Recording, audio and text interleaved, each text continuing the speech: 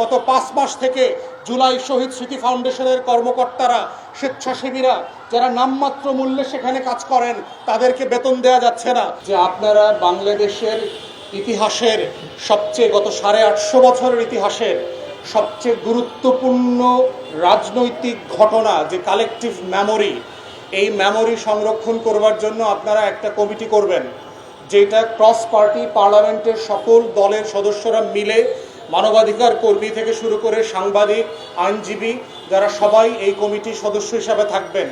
তাদের কাজ হচ্ছে আমাদের এই পুরো শহীদদের তালিকাটা আইডেন্টিফাই করা, এবং এই আইডেন্টিফাই করবার ক্ষেত্রে অনেকগুলো জায়গায় যে ঘাটতি আমরা গত বছরগুলোতে দেখেছি, সেটা হচ্ছে আপনাদের মনে থাকবার কথা, আওয়ামী আমলের 24-এর আমির আমির নির্বাচনের পরে যিনি স্বাস্থ্যমন্ত্রী হয়েছিলেন তিনি প্রফেশনালি অনেক বড় চিকিৎসক, কিন্তু আওয়ামী আমির আমির নির্বাচনের ডাক্তার হয়ে তিনি গণ অভ্যুত্থানের বিপক্ষে অ্যাক্টিভলি কাজ করেছেন।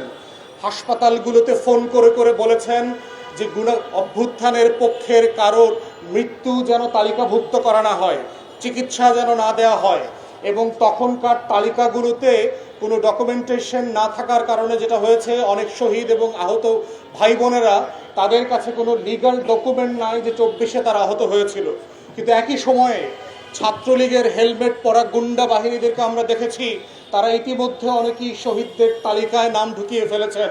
আমার এলাকাতেও আমি এক সাবেক ছাত্রলীগ নেতার নাম ইতিমধ্যে খুঁজে পেয়েছি, যার কবর জিয়ারতও আমি করে ফেলেছি। অতএব এই কমিটিকে সিরিয়াসলি দেখতে হবে যে ডাবগাছ থেকে পড়ে যে শহীদ হয়েছে তিনি যেন এই শহীদদের তালিকায় স্থান না পান।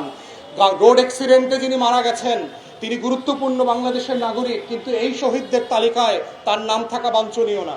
তাই একই সাথে আরেকটা যেটা সংকট হয়েছে সেটা হচ্ছে গণকবর আইডেন্টিফিকেশন।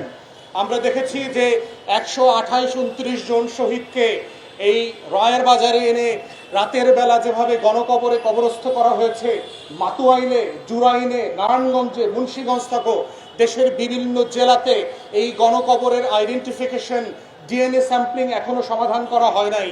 তৃতীয়ত হচ্ছে যারা আহত, পঙ্গু হয়েছেন, প্রতিবন্ধী হয়েছেন, অন্ধ হয়েছেন, তাদের পুনর্বাসনের যে কার্যক্রম সেটা থেমে আছে। আপনারা বাজেট বরাদ্দ করেছেন, কিন্তু মুক্তিযুদ্ধ মন্ত্রণালয়ের এই আওয়ামী আমলা দিয়ে এই জুলাই গণ অভ্যুত্থানের শহীদ এবং আহত পরিবারকে পুনর্বাসন করা যাবে না, বরং পেশাদারিত্বের সাথে জুলাই শহীদ স্মৃতি ফাউন্ডেশন যারা এই কাজটা করেছে গত 2 বছর ধরে, টাকাটা তাদেরকে দিতে হবে। কিন্তু দুঃখজনক হচ্ছে সরকার ক্ষমতায় আসার পরে এদের বেতনের টাকাটা পর্যন্ত দেয়া বন্ধ করে দিয়েছে। গত 5 মাস থেকে জুলাই শহীদ স্মৃতি ফাউন্ডেশনের কর্মকর্তারা, স্বেচ্ছাসেবীরা যারা নামমাত্র মূল্যে সেখানে কাজ করেন তাদেরকে বেতন দেওয়া যাচ্ছে না। বাংলাদেশ ব্যাংকের গভর্নর এসে ভাতার টাকা পর্যন্ত সাসপেন্ড করে দিয়েছেন। এই ধরনের দুষ্টামি বন্ধ করা দরকার। থার্ড হচ্ছে জুলাই জাদুঘর উদ্বোধন করবার দিনটাকে আপনি 5 তারিখে কেন নিচ্ছেন? কেন এটা আগিয়ে নিয়ে এসে সারা মাস ধরে বাংলাদেশের ছাত্র জনতা, তরুণ, শিক্ষক, শিক্ষার্থী যারা আছেন তাদেরকে এই জুলাইয়ের জাদুঘরের সাথে এঙ্গেজ করা হচ্ছে না? আপনারা কি এটাকে শোকে পালন করবার জায়গা হিসেবে নিচ্ছেন, না গণ অভ্যুত্থানের উদযাপন আকারে নিচ্ছেন? এই জায়গাগুলোতে কিন্তু আমরা দেখতে পাচ্ছি বর্তমান সরকার একটা দায়সারা অনুষ্ঠান আয়োজন করছে।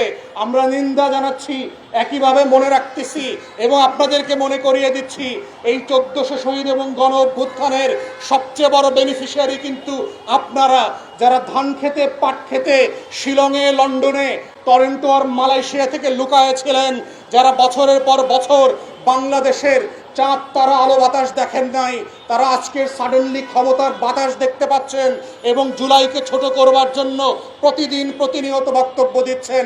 এই ধরনের বাজে কাজ এবং হীনমন্যতা থেকে বের হয়ে না আসলে মনে রাখবেন এই হীনমন্যতা আপনাদেরকে একের পর এক ভুল সিদ্ধান্ত নিতে বাধ্য করবে এবং তরুণদেরকে আবার খেপিয়ে তোলবার জায়গা করবেন।